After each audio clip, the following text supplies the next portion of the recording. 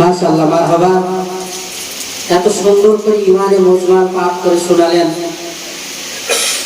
আসলে ইমানে মুজমাল, ইমানে মুফাসসালের স্বীকৃতি যে ব্যক্তি দেয় না সে তো ইমানদারি না।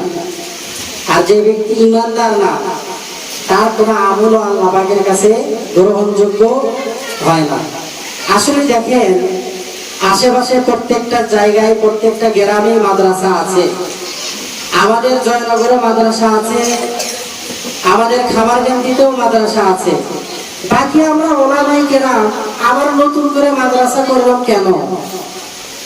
আপনার আমার সন্তান যেন আগামীতে পথ ভ্রষ্ট না হয়, আপনার সন্তানের নাম যেন নাস্তিকের খাতায় না ওঠে, আপনার সন্তান যেন দ্বীনের শিক্ষা পেয়ে একজন সুনাগরিক হয়ে গড়ে উঠতে পারে, আপনার সন্তান যেন কোরআনুল কারীম সহিভাবে পাঠ করতে পারে, আপনার সন্তান যেন হাদিসে কারিমা সহিভাবে পাঠ করতে পারে ও বোঝে, এই একটা ফিকির নিয়েই আজকে আমরা প্রত্যেকটা এলাকায় মাদ্রাসা হওয়ার পরেও আজকে আমরা এখানে নতুন করে মাদ্রাসা করার সিদ্ধান্ত এজন্যই নিয়েছি যে আমার আপনার সন্তান যদি ভালো হয়ে যায়।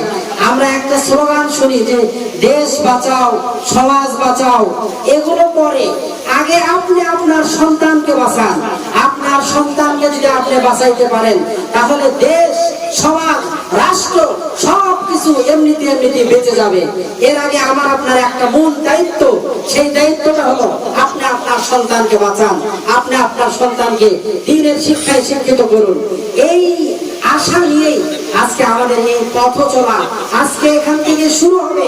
আপনারা দোয়া করবেন এবং নেক নজর রাখবেন।